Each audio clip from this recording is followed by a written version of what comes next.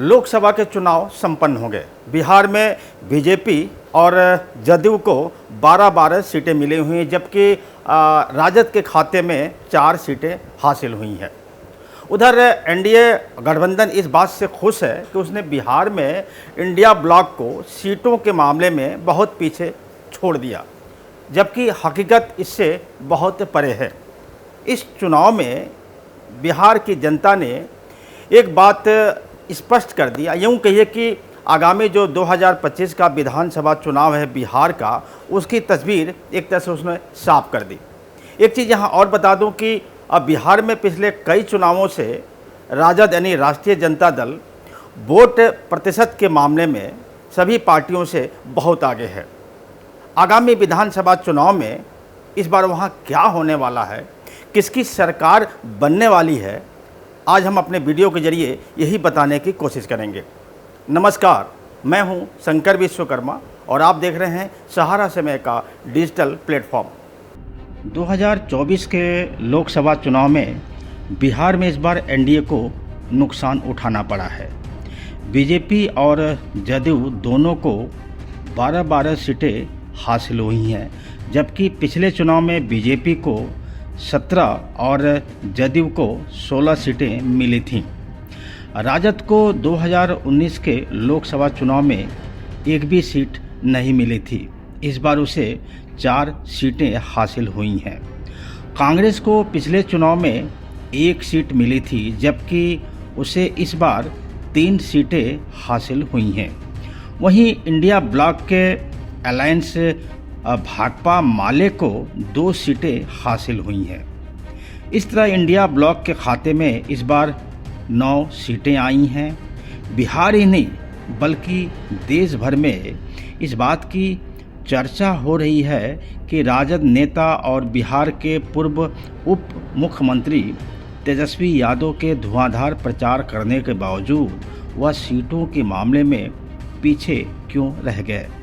साथ ही साथ यह भी चर्चा हो रही है कि एनडीए ने इंडिया ब्लॉक को सीटों के मामले में बहुत पीछे छोड़ दिया है, लेकिन हकीकत इससे बिल्कुल परे है।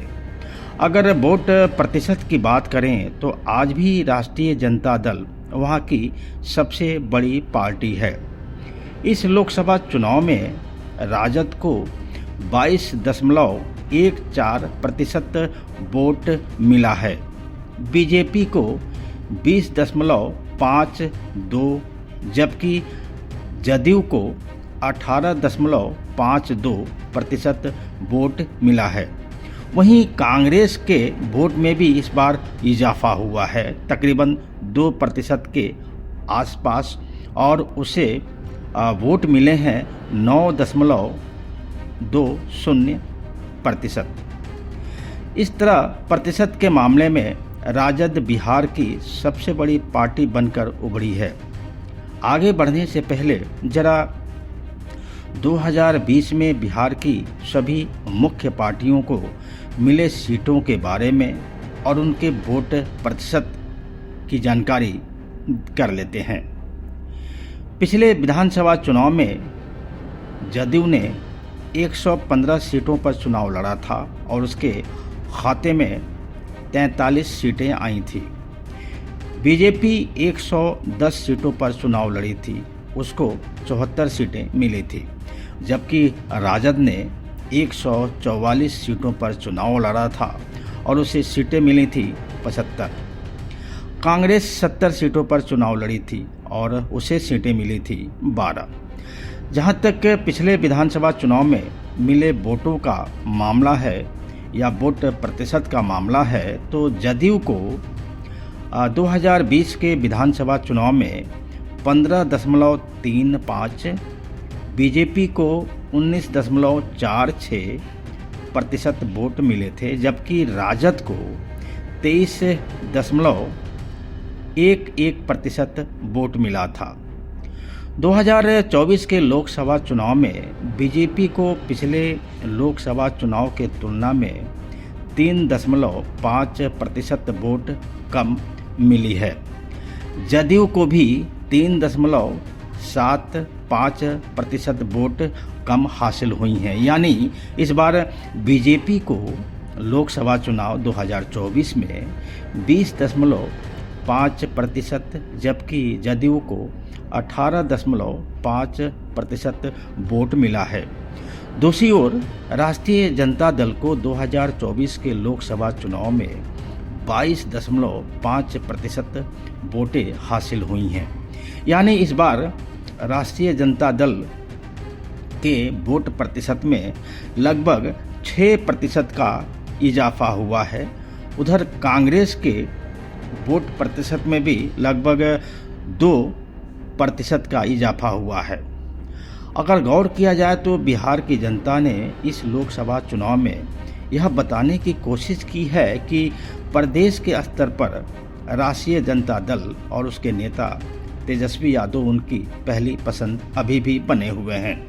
साथ ही साथ बिहार की जनता ने यह भी संकेत दे दिया है कि लोकसभा चुनाव में भी बिहार के कुछ सांसद विपक्ष की भूमिका निभाएं तथा मजबूती से लोकसभा में बिहार के हितों की बात करें। इसलिए जनता ने इंडिया ब्लॉक के कई उम्मीदवारों को भी जिताया है। ऐसे में वहाँ की जनता ने इंडिया ब्लॉक को भी पसंद किया है। हालांकि चुनाव परिणाम के बाद निश्चित तौर पर एनडीए गठबंधन में खलबली मची हुई होगी। बिहार विधानसभा चुनाव में लगभग 14 या 15 महीने का वक्त बचा है। ऐसे में आगामी विधानसभा चुनाव की तैयारी में सभी पार्टियां अभी से लग गई होंगी। तो आज हमने अपने इस रिपोर्ट के जरिए जो आंकड़े पेश किए हैं, जो वोट प्रतिशत का जिक्र हमने अपने इस रिपोर्ट में की है, अगर यही वोट प्रतिशत बना रहा तो आप समझ सकते हैं कि 2025 में बिहार में किसकी सरकार बनेगी। नमस्कार।